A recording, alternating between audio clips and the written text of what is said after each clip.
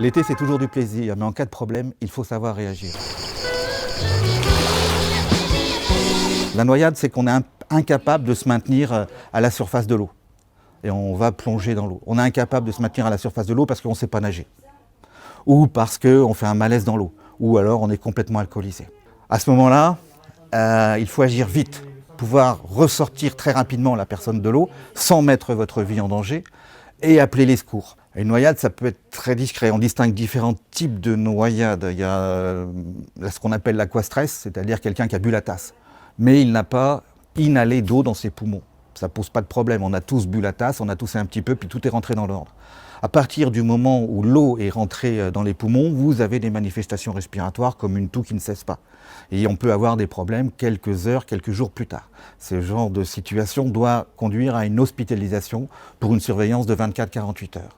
Après, vous avez des cas beaucoup plus sérieux où on a une perte de connaissance et les gens ne vont pas retrouver une connaissance. Ils vont être dans un coma, voire mourir. Premièrement, il faut appeler les secours. Vous appelez le 15, vous appelez le 18, peu importe, ces deux services sont en relation ensemble pour que les secours partent le plus tôt possible. Ensuite, en fonction du degré de gravité, le médecin régulateur du SAMU vous donnera des conseils. Si on est dans un état de mort apparente, inconscient, absence de respiration, il faut immédiatement, après avoir alerté les secours, commencer les manœuvres de réanimation qui consistent entre une liberté des voies aériennes, des insufflations si on sait les faire.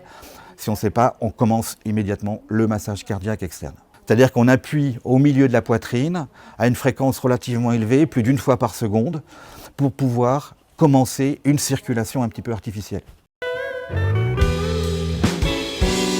Pour les enfants, c'est la surveillance par les adultes. On ne laisse pas un enfant en bas âge seul près d'un milieu aquatique, auprès d'une piscine ou d'un étang ou dans une mare. Il faut absolument qu'il y ait des adultes pour surveiller. Un enfant se noie dans 50 cm d'eau.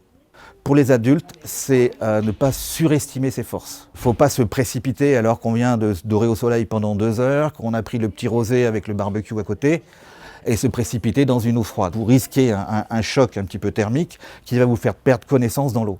Vous risquez la noyade. Si vous vous sentez fatigué, vous ressortez, et il ne faut surtout pas surestimer ses forces. En cas de doute, faites le 15, vous en parlerez avec un médecin.